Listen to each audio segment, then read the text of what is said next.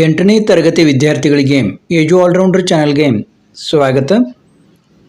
ಈಗ ನೋಡಿ, 8ನೇ ತರಗತಿಯ ಪ್ರಥಮ ಭಾಷೆ ಕನ್ನಡದ ನೈದಾನಿಕ ಪರೀಕ್ಷೆ. ಈ ನೈದಾನಿಕ ಪರೀಕ್ಷೆಯ ಒಂದು ಪ್ರಶ್ನೋತ್ತರ ಪತ್ರಿಕೆಯನ್ನು ನಾವೀಗ ನೋಡೋಣ. ನೋಡಿ, ಈ ಕೆಳಗೆ ಕೊಟ್ಟಿರುವ ಪ್ರತಿ ಹೇಳಿಕೆಗೂ ಪ್ರಶ್ನೆಗೂ 4 ಆಯ್ಕೆಗಳನ್ನು ನೀಡಲಾಗಿದೆ. ಅವುಗಳಲ್ಲಿ ಹೆಚ್ಚು ಸೂಕ್ತವಾದದ್ದನ್ನು ಉತ್ತರವನ್ನು ಆರಿಸಿ ಕ್ರಮಾಕ್ಷರದೊಂದಿಗೆ ಉತ್ತರ ಬರೆಯಲು ನಿಗದಿಪಡಿಸಿರುವ ಭಾಗದಲ್ಲಿ ಬರೆಯಿರಿ ಎಂದಿದ್ದಾರೆ. ಇದು ರಿಪೀಟ್ ಆಗಿದೆ. ತಾಯಿಗೆ ಪತ್ರವನ್ನು ಬರೆಯುವಾಗ ಹೀಗೆ ಸಂಬೋಧಿಸಬೇಕು.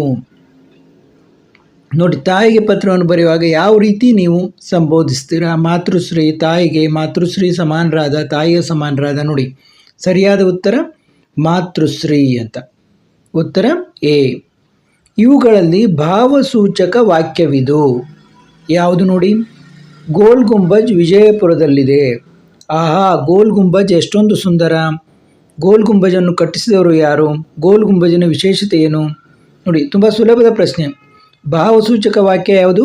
ಆಹಾ, ಗೋಲ್ ಗುಂಬಜ್ ಎಷ್ಟೊಂದು ಸುಂದರ ಅನ್ನೋದು ಇಲ್ಲೊಂದು ಭಾವನೆ ಇದೆ, ಎಷ್ಟೊಂದು ಸುಂದರವಾಗಿದೆ ಅಂತ ನಾವು ಭಾವನೆಯನ್ನು ಹೇಳ್ತಾ ಇದ್ದೀವಿ. ಆದ ಕಾರಣ ಉತ್ತರ ಯಾವುದು? ಬಿ. ಈ ಕೆಳಗೆ ಕೊಟ್ಟಿರುವ ಮೋಸಗಾರ ನರಿ ಕಥೆಯ ಘಟನೆಗಳನ್ನು ಅನುಕ್ರಮವಾಗಿ ಬರೆದಾಗ. ನೋಡಿ, ಇಲ್ಲಿ ಒಂದು ಮೋಸಗಾರ ನರಿಯ ಕಥೆಯನ್ನು ಕೊಟ್ಟಿದ್ದಾರೆ. ಅನುಕ್ರಮವಾಗಿ ಬರೆದಾಗ ಏನಾಗ್ತದೆ ಅನ್ನೋದನ್ನು ನಾವೀಗ ಉತ್ತರವನ್ನು ನೋಡೋಣ. ನೋಡಿ, 3ನೇ ಇದರಲ್ಲಿ ಉತ್ತರ ಸಿ. ಸಿ ಅಂದರೆ ಏನಾಯಿತು? ಮೊದಲನೇದು, ಕಾಗೆಯೊಂದು ಹಾರಿ ಬಂದು ಮರದ ಕೊಂಬೆ ಮೇಲೆ ಕುಳಿತುಕೊಂಡು ರೊಟ್ಟಿಯನ್ನು ತಿನ್ನತೊಡಗಿತು. ನಂತರ ಮೋಸಗಾರ ನರಿಯು ಕಾಗೆಯನ್ನು ಕಂಡು ರೊಟ್ಟಿಯನ್ನು ತಿನ್ನಬೇಕೆಂದು ಮರದ ಕೆಳಗೆ ನಿಂತು, ಎಲೆ ಕಾಗೆ, ನೀನು ಎಷ್ಟು ಚಂದ ಹಾಡುತ್ತೀಯೇ, ನಿನ್ನ ಹಾಡು ತುಂಬ ಚಂದ, ನಿನ್ನ ಹಾಡನ್ನು ಕೇಳುವ ಆಸೆ ನನಗೆ ಆಗಿದೆ ಎಂದು ಹೊಗಳಿತು.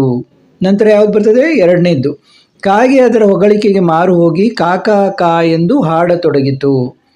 ಅವಾಗೇನಾಯಿತು? 1ನೇದು ನೋಡಿ, ಆಗ ಅದರ ಬಾಯಿಯಿಂದ ರೊಟ್ಟಿ ಕೆಳಗೆ ಬಿದ್ದಿತು, ಬಿದ್ದ ರೊಟ್ಟಿಯನ್ನು ನರಿಯು ಕಚ್ಚಿ ಓಡಿ ಹೋಯಿತು. ಇನ್ನು 3ನೇದು ಇಲ್ಲಿ ನೋಡಿ, ಜೈ ಜವಾನ್ ಜೈ ಕಿಸಾನ್ ಎಂಬ ಘೋಷಣೆಯನ್ನು ಮಾಡಿದವರು ಯಾರು? ನಿಮ್ಗೆ ಗೊತ್ತಿದೆಯಲ್ಲ, ಈ ಘೋಷಣೆಯನ್ನು ಯಾರು ಮಾಡಿದರು? ಲಾಲ್ ಬಹದ್ದೂರ್ ಶಾಸ್ತ್ರಿಯವರು ಮಾಡಿದರು. ಉತ್ತರ ಡಿ. ಈ ಕೆಳಗಿನ ಗದ್ಯ ಭಾಗವನ್ನು ಓದಿ ಅರ್ಥೈಸಿಕೊಂಡು ಪ್ರಶ್ನೆ ಸಂಖ್ಯೆ 5, 6 ಮತ್ತು 7ನೇ ಪ್ರಶ್ನೆಗಳಿಗೆ ಉತ್ತರಿಸಿ ಅಂತ ಕೇಳಿದ್ದಾರೆ. ನೋಡಿ, ಸತ್ಯಾಗ್ರಹ ಎಂದರೆ ಸತ್ಯಕ್ಕಾಗಿ ಆಗ್ರಹ ಮಾಡುವ ಚಳುವಳಿ. ಇದು ಮಹಾತ್ಮ ಗಾಂಧೀಜಿಯವರು ಭಾರತವನ್ನು ಬ್ರಿಟಿಷ್ ಸಾಮ್ರಾಜ್ಯಶಾಹಿಯಿಂದ ವಿಮೋಚನೆಗೊಳಿಸಲು ಸತ್ಯಾಗ್ರಹ ಮಾರ್ಗವನ್ನು ಅನುಸರಿಸಿದರು. ಕ್ರಿಸ್ತಶಕ 1930 ಮಾರ್ಚ್ 12ರಂದು ಗಾಂಧೀಜಿಯವರು ಉಪ್ಪಿನ ಸತ್ಯಾಗ್ರಹವನ್ನು ಮೊದಲು ಆರಂಭಿಸಿದರು. ತಮ್ಮ 72 ಮಂದಿ ಅನುಯಾಯಿಗಳೊಂದಿಗೆ ಅಹಮದಾಬಾದ್ನಿಂದ 240 ಮೈಲಿ ದೂರದಲ್ಲಿ ಸಮುದ್ರದ ದಂಡೆಯಲ್ಲಿರುವ ದಂಡಿಗೆ ಹೊರಟರು. ಉಪ್ಪಿನ ತಯಾರಿಕೆಯಲ್ಲಿ ಸರ್ಕಾರ ಹೊಂದಿದ್ದ ಏಕಸ್ವಾಮ್ಯವನ್ನು ವಿರೋಧಿಸಿ ಕಾನೂನು ಭಂಗ ಮಾಡುವುದು ಇದರ ಉದ್ದೇಶ. ನೋಡಿ, ಕ್ರಿಸ್ತಶಕ 1930 ಏಪ್ರಿಲ್ 6ರಂದು ಅವರು ದಂಡಿಯನ್ನು ತಲುಪಿ ಸಮುದ್ರ ಸ್ನಾನ ಮಾಡಿ ನೈಸರ್ಗಿಕ ಉಪ್ಪನ್ನು ಕೈಯಲ್ಲಿ ಹಿಡಿದರು. ನಾಡಿನಾದ್ಯಂತ ಜನರು ಗಾಂಧೀಜಿಯವರ ಕರೆಯಂತೆ ಸತ್ಯಾಗ್ರಹವನ್ನು ಆರಂಭಿಸಿದರು. ಈ ಗದ್ಯ ಭಾಗಕ್ಕೆ ನೀಡಬಹುದಾದ ಸೂಕ್ತ ಶಿರೋನಾಮೆ, ಇದಕ್ಕೆ ನಾವು ಯಾವುದಂತ ಹೇಳ್ಬೋದು? ಉಪ್ಪಿನ ಸತ್ಯಾಗ್ರಹ. ಇಲ್ಲೇ ಬಂದಿದೆ ನೋಡಿ, ಉಪ್ಪಿನ ಸತ್ಯಾಗ್ರಹವನ್ನು ಆರಂಭಿಸಿದರು ಅಂತ. ಸತ್ಯಾಗ್ರಹ ಚಳುವಳಿ ಅಂದರೆ ಏನು? ನೋಡಿ, 1ನೇದು ಸ್ವಾತಂತ್ರ್ಯಕ್ಕಾಗಿ ಆಗ್ರಹ ಮಾಡುವ ಚಳುವಳಿ, 2ನೇದು ಸತ್ಯಕ್ಕಾಗಿ ಆಗ್ರಹ ಮಾಡುವ ಚಳುವಳಿ. ಯಾವುದು ಉತ್ತರ ಸರಿ? ಸತ್ಯಾಗ್ರಹವಾಗಿ ಆಗ್ರಹ ಮಾಡುವ ಚಳುವಳಿ. ಇಲ್ಲೇ ಇದೆ ನೋಡಿ, ಸತ್ಯಕ್ಕಾಗಿ ಆಗ್ರಹ ಮಾಡುವ ಚಳುವಳಿಗೆ ಸತ್ಯಾಗ್ರಹ ಅಂತೀವಿ ಅಂತ ಕೊಟ್ಟಿದ್ದಾರೆ. ಇನ್ನು ಮಹಾತ್ಮ ಗಾಂಧೀಜಿಯವರು ಉಪ್ಪಿನ ಸತ್ಯಾಗ್ರಹವನ್ನು ಏಕೆ ಪ್ರಾರಂಭಿಸಿದರು? ನೋಡಿ, ಏಕೆ ಪ್ರಾರಂಭಿಸಿದರು ಅದು ಕೂಡ ಆ ಪ್ಯಾರಾದಲ್ಲಿ ಕೊಟ್ಟಿದ್ದಾರೆ. ನೋಡಿ, ಉತ್ತರ ಯಾವುದು? ಡಿ. ಉಪ್ಪಿನ ತಯಾರಿಕೆಯಲ್ಲಿ ಸರ್ಕಾರ ಹೊಂದಿದ್ದ ಏಕಸ್ವಾಮ್ಯವನ್ನು ವಿರೋಧಿಸಿ ಕಾನೂನು ಭಂಗ ಮಾಡುವುದಕ್ಕಾಗಿ. ನೋಡಿ, ಕೇವಲ ಸರ್ಕಾರದವರು ಮಾತ್ರ ಉಪ್ಪಿನ ತಯಾರಿಕೆಯನ್ನು ಮಾಡಬೇಕು, ಜನಸಾಮಾನ್ಯರು ಮಾಡಬಾರದು ಅನ್ನುವ ಕಾಯ್ದೆ ಇದ್ದಿದ್ದರಿಂದ ಅವರ ಏಕಸ್ವಾಮ್ಯವನ್ನು ವಿರೋಧಿಸಿ ಕಾನೂನು ಭಂಗ ಮಾಡುವುದಕ್ಕಾಗಿ ಇದನ್ನು ಮಾಡಿದರು. ಉಪ್ಪಿಗಿಂತ ರುಚಿ ಇಲ್ಲ. ಈ ಗಾದೆಯ ಮುಂದುವರಿದ ಭಾಗ, ತಾಯಿಗಿಂತ ಬಂಧು ಇಲ್ಲ. ನಿಮಗೆಲ್ಲ ಗೊತ್ತಿದೆ ಅನ್ಕೊತೀನಿ, ತುಂಬ ಪ್ರಚಲಿತವಿರುವಂಥ ಜನಪ್ರಿಯ ಗಾದೆ ಇದು. ಉಪ್ಪಿಗಿಂತ ರುಚಿ ಇಲ್ಲ, ತಾಯಿಗಿಂತ ಬಂಧು ಇಲ್ಲ. ಯಕ್ಷಗಾನ ಪಾತ್ರಧಾರಿಯ ಕುಣಿತ ಕಂಡು ಪ್ರೇಕ್ಷಕರು ತಲೆದೂಗಿದರು. ಈ ವಾಕ್ಯದಲ್ಲಿ ಅಡಿಗೆರೆ ಎಳೆದ ನುಡಿಗಟ್ಟಿನ ವಿಶೇಷಾರ್ಥ. ನೋಡಿ, ಇಲ್ಲಿ ಅಡಿಗೆರೆ ಎಳೆಯೋದು ತಪ್ಪಿದೆ. ಆ್ಯಕ್ಚುಲಿ ಮೆಚ್ಚುಗೆ ಸೂಚಿಸು. ಅಡಿಗೆ ಯಾವುದಕ್ಕೆ ಕೇಳಬೇಕಾಯಿತು, ಇಲ್ಲಿ ತಲೆದೂಗಿದರು ಅನ್ನೋದಕ್ಕೆ. ತಲೆದೂಗು ಅಂದ್ರೇನು, ಮೆಚ್ಚುಗೆ ಸೂಚಿಸು, ಮೆಚ್ಚುಗೆ ಸೂಚಿಸು. ಚಿಪ್ಪುಂಟು ಆಮೆಯಲ್ಲ, ಜುಟ್ಟುಂಟು ಪೂಜಾರಿಯಲ್ಲ, ಮೂರು ಕಣ್ಣುಂಟು ಹರನಲ್ಲ, ಈ ಒಗಟಿಗೆ ಸರಿ ಹೊಂದುವ ಉತ್ತರ. ನೋಡಿ, ತುಂಬ ಸುಲಭವಾದದ್ದು, ನೀವೆಲ್ಲ ಹೇಳ್ಬೋದು. ಇದು ತೆಂಗಿನಕಾಯಿ. ಉತ್ತರ ತೆಂಗಿನಕಾಯಿ. ನೋಡಿ, ಈ ಕೆಳಗಿನ ಪದ್ಯಭಾಗವನ್ನು ಓದಿ ಅರ್ಥೈಸಿಕೊಂಡು ಪ್ರಶ್ನೆ ಸಂಖ್ಯೆ 11 ಮತ್ತು 12ಕ್ಕೆ ಉತ್ತರಿಸಿ ಅಂದಿದ್ದಾರೆ. ಮುತ್ತೈದೆ ಹಟ್ಟಿಲಿ ಮುತ್ತಿನ ಚಪ್ಪರ ಹಾಕಿ ನಟ್ಟ ನಡುವೆಯಲ್ಲಿ ಪಗಡೆಯ ಆಡುತ್ತಾಳೆ, ಅವಳೇ ಕಣೋನ ಎನ್ನ ಹಡೆದ್ವ ಅಂತ ಆಗಿದೆ ಅದು. ಮುತ್ತೈದೆ ಎಲೆ ಹೆಣ್ಣೆ ತೋರುಬಾರೆ ತವರೂರ. ಈ ಪದ್ಯದ ಶಿರೋನಾಮೆ ನೋಡಿ, ಇದು ಯಾವ ಪದ್ಯ? ಭಾಗ್ಯದ ಬಳೆಗಾರ ಪದ್ಯದಿಂದ ಇದನ್ನು ತೆಗೆದುಕೊಳ್ಳಲಾಗಿದೆ. ನಿಮಗೆಲ್ಲ ಗೊತ್ತಿದೆ ಇದು. ಈ ಮೇಲಿನ ಪದ್ಯಭಾಗದ ಸಾರಾಂಶವನ್ನು ತಿಳಿಸುವ ಸಾಲುಗಳು. ನೋಡಿ, ಈ ಸಾಲುಗಳನ್ನು ನಾವು ಗಮನಿಸಿದಾಗ ಉತ್ತರ ಯಾವುದು ಅಂತಂದರೆ ಉತ್ತರ ಎ ಸಾಲಿನಲ್ಲಿ ಇದೆ. ನೋಡಿ, ಎ ಸಾಲಿನಲ್ಲಿ ನೋಡಿ, ಮುತ್ತೈದೆಯು ಆಗಬೇಕಾದ್ರೆ ಮುತ್ತೈದೆಯು ಮನೆಯಲ್ಲಿ ಮುತ್ತಿನ ಚಪ್ಪರವನ್ನು ಹಾಕಿ ನಟ್ಟ ನಡುವೆ ಅದು ನಟ್ಟ ನಡುವೆಯಲ್ಲಿ ಪಗಡೆಯ ಆಟವನ್ನು ಆಡುತ್ತಾ ಕುಳಿತಿರುವವಳೇ ನನ್ನ ಹೆತ್ತ ತಾಯಿ ಎಂದು ಗರತಿಯು ಹೇಳುತ್ತಾಳೆ. ಈ ಪದ್ಯದ ಮುಂದಿನ ಸಾಲುಗಳು ಇವು. ನುಡಿಯಲು ಬಾರದು ಕೆಟ್ಟ ನುಡಿಗಳ. ನೋಡಿ, ಇಲ್ಲಿ ವಚನವನ್ನು ಕೊಟ್ಟಿದ್ದಾರೆ, ನೀವು ನೆನಪು ಮಾಡ್ಕೋಬೇಕು. ಈ ಪದ್ಯದ ಮುಂದಿನ ಸಾಲುಗಳು ಯಾವುದು? ನುಡಿಯಲಬಾರದು ಕೆಟ್ಟ ನುಡಿಗಳ, ನಡೆಯಲು ಬಾರದು ನೆಟ್ಟ ನಡೆಗಳ. ಉತ್ತರ ಸಿ, ನಡೆಯಲು ಬಾರದು ನೆಟ್ಟ ನಡೆಗಳ. ಅಂದರೆ ಕೆಟ್ಟದಾಗಿ ನಾವು ನಡೆದುಕೋಬಾರ್ದು, ಕೆಟ್ಟದಾಗಿ ಮಾತಾಡಬಾರ್ದು ಮತ್ತು ಕೆಟ್ಟದಾಗಿ ನಡೆದುಕೊಳ್ಳಬಾರದು ಅಂತ ವಚನಕಾರರು ಹೇಳ್ತಾರೆ. ಇನ್ನು 14ನೇ ಪ್ರಶ್ನೆ ನೋಡಿ. ಒಂದು ನೊಣ ಕೂಡ ಒಳಗೆ ಬರೋ ಹಾಗಿಲ್ಲ. ಈ ವಾಕ್ಯದಲ್ಲಿ ಬಂದಿರುವ ಬರೋ ಹಾಗಿಲ್ಲ ಪದದ ಗ್ರಾಂಥಿಕ ರೂಪ. ನೋಡಿ, ಪುಸ್ತಕದಲ್ಲಿ ಬರುವಂಥ ರೂಪ ಯಾವುದು? ಈಗ ಮಾತಿನಲ್ಲಿ ಹೇಳ್ತೀವಿ ನಾವು ಬರೋ ಹಾಗಿಲ್ಲ ಅಂತ. ಪುಸ್ತಕದಲ್ಲಿ ಬರುವ ರೂಪ ಬರುವ ಹಾಗಿಲ್ಲ. ಉತ್ತರ ಎ.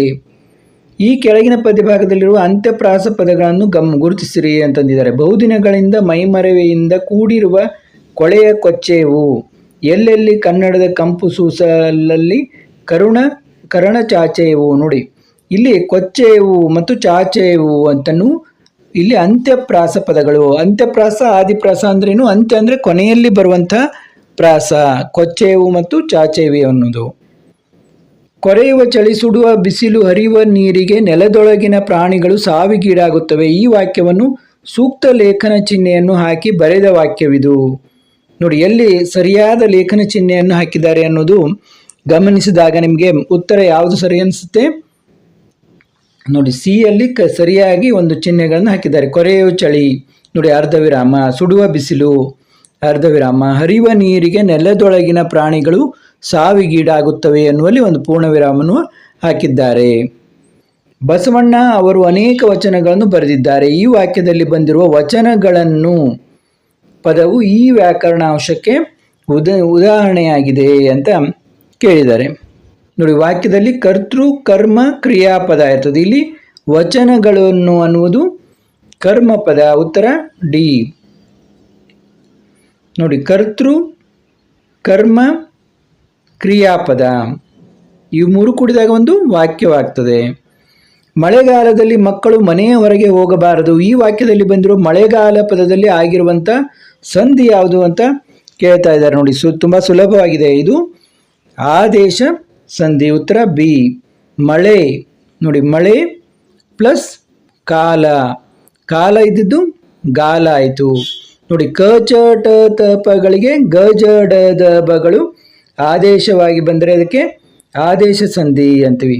ಇಲ್ಲೇನಾಗಿದೆ? ಕಕ್ಕೆ ಗ ಆದೇಶವಾಗಿ ಬಂದಿದೆ. ನಮ್ಮ ಶಾಲೆಯಲ್ಲಿ ಮಧ್ಯಾಹ್ನ ಬಿಸಿಯೂಟವನ್ನು ಕೊಡುತ್ತಾರೆ. ಈ ವಾಕ್ಯದಲ್ಲಿ ಬಂದಿರುವ ಶಾಲೆಯಲ್ಲಿ ನೋಡಿ, ಶಾಲೆಯಲ್ಲಿ ಅನ್ನೋದು ಯಾವ ವಿಭಕ್ತಿ ಹೆಸರು ಅಂತ ಕೇಳ್ತಾರೆ. ನೋಡಿ, ಅಲ್ಲಿ ಅನ್ನೋದು ಯಾವ ವಿಭಕ್ತಿ? ಸಪ್ತಮಿ ವಿಭಕ್ತಿ. ನೋಡಿ, ವಿಭಕ್ತಿ ಪ್ರತ್ಯಯಗಳನ್ನು ನೀವು ಬಾಯಪಾಠ ಹಾಕಬೇಕು. ಪ್ರಥಮ ಅವು, ದ್ವಿತೀಯ ಅನ್ನು, ತೃತೀಯ ಇಂದ, ಚತುರ್ಥಿ ಗೆ ಕೆ, ಪಂಚಮಿ ದಸೆಯಿಂದ. ಈ ರೀತಿ ನೀವು ಬಾಯಪಾಠ ಹಾಕಬೇಕು. ವಿಭಕ್ತಿ ಪ್ರತ್ಯಯಗಳನ್ನು ಸಾಮಾನ್ಯವಾಗಿ ಪರೀಕ್ಷೆಗಳಲ್ಲಿ ಕೇಳ್ತಾರೆ. ದೇವಾಲಯ ಇಲ್ಲಿ ಅನುಸರಿಸಿ ಪಾಲಿಸಬೇಕಾದ ಸೂಚನೆಗಳನ್ನು ಗುರುತಿಸಿ. ನೋಡಿ, ಇಲ್ಲಿ ದೇವಾಲಯದಲ್ಲಿ ಸಾಮಾನ್ಯವಾಗಿ ನಾವು ಯಾವ ಒಂದು ಸೂಚನೆಗಳನ್ನು ಅನುಸರಿಸಬೇಕು ಅಂತನ್ನುವುದನ್ನು ಸಾಮಾನ್ಯವಾಗಿ ದೇವಾಲಯದಲ್ಲಿ ಕಂಡು ಬರುವಂಥ ಇದನ್ನು ನಾವಿಲ್ಲಿ ಗುರುತಿಸಬೇಕು. ನೋಡಿ, ದೇವಾಲಯಕ್ಕೆ ಹೋದರೆ ಯಾರೂ ಪಾದರಕ್ಷೆಗಳನ್ನು ಹಾಕ್ಕೊಂಡು ಒಳಗೆ ಹೋಗೋದಿಲ್ಲ. ಆದ ಕಾರಣ ಒಂದನೇದು ಇಳಿಸಿ, ಪಾದರಕ್ಷೆಗಳನ್ನು ಹೊರಗೆ ಬಿಡಿ, ಸಾಲಾಗಿ ಬನ್ನಿ, ಫೋಟೋ ತೆಗೆಯಬೇಡಿ, ಶುಚಿತ್ವವನ್ನು ಕಾಪಾಡಿ. ನೋಡಿ, ಪಾದರಕ್ಷೆಗಳನ್ನು ಹೊರಗೆ ಬಿಡಬೇಕು, ಸಾಲಾಗಿ ಬರಬೇಕು. ಯಾಕಂದರೆ ದೇವಾಲಯದಲ್ಲಿ ಸಾಮಾನ್ಯವಾಗಿ ಬಹಳಷ್ಟು ಜನಜಂಗುಳಿ ಇರ್ತದೆ ಮತ್ತು ಎಲ್ಲರ ಹತ್ರ ಈಗ ಕ್ಯಾಮ್ರಾ, ಮೊಬೈಲ್ ಇರ್ತವೆ. ಅದರಿಂದ ಫೋಟೋ ತೆಗೆಯಲಿಕ್ಕೆ ನಿಂತು ಬಿಡ್ತಾರೆ ಜನರು. ಆದ ಕಾರಣ ಫೋಟೋ ತೆಗೆಯಬೇಡಿ ಅಂತ ಹಾಕಿರ್ತಾರೆ, ನೀವು ನೋಡಿರ್ಬೋದು. ಮತ್ತು ಶುಚಿತ್ವವನ್ನು ಕಾಪಾಡಿ, ಅಂದರೆ ದೇವಾಲಯವನ್ನು ನಾವು ಸ್ವಚ್ಛತೆಯನ್ನು ಕಾಪಾಡಬೇಕಲ್ಲಿ. ಬಹಳಷ್ಟು ಜನರು ಹೋಗೋದ್ರಿಂದ ಸ್ವಚ್ಛತೆಯನ್ನು ಕಾಪಾಡಲಿಕ್ಕೆ ಆಗೋದಿಲ್ಲ.